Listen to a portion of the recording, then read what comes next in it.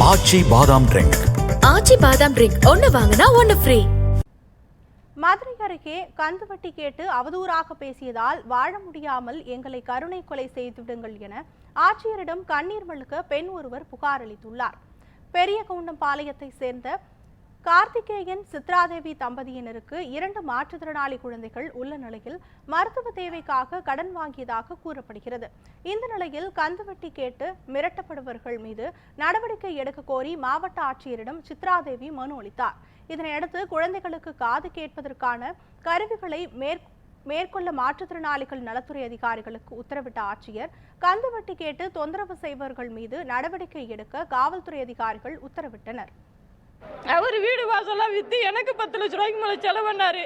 நானும் மருதியில் அலைஞ்சு அவனுக்கு ஹாஸ்பிட்டலில் போய் ஆப்ரேஷன் பண்ணலான்னு வரப்போ இன்னும் கொஞ்சம் நாள் ஆகும். அதனால் நீ கோயம்புத்தூர் போனால் கோயம்புத்தூரில் செல்லு மூலியமாக பார்த்து நான் கோயம்புத்தூரில் போய் ஆப்ரேஷன் பண்ணி நான் வந்துட்டேனே. அப்புறம் மறுபடியும் எனக்கு ரொம்ப முடியாமல் இருக்கட்டுமே அந்த பையனை மாமியார்ட்ட கொண்டு போய் விட்டு மிஷினை கொடுத்து நீ பார்த்துக்கங்கன்னு நான் சொன்னேன். மிஷின் வச்சாத்தே அவனால் பேச முடியும். அப்புறம் கொஞ்சம் நிம்மதியாக இருந்தேன். அந்த மிஷினை உடஞ்சி வச்சு அதுக்கும் காசு கட்டி மறுபடியும் கடை வாங்கி காசு கட்டி பார்த்துருக்கேன். இந்த சின்ன பையலுக்கு பார்க்க முடியல. இந்த கடைஞ்சி என்னை மாற்றி மாற்றி மாற்றி என்னை சித்திரவதையாக பண்ணுதுங்கண்ணே.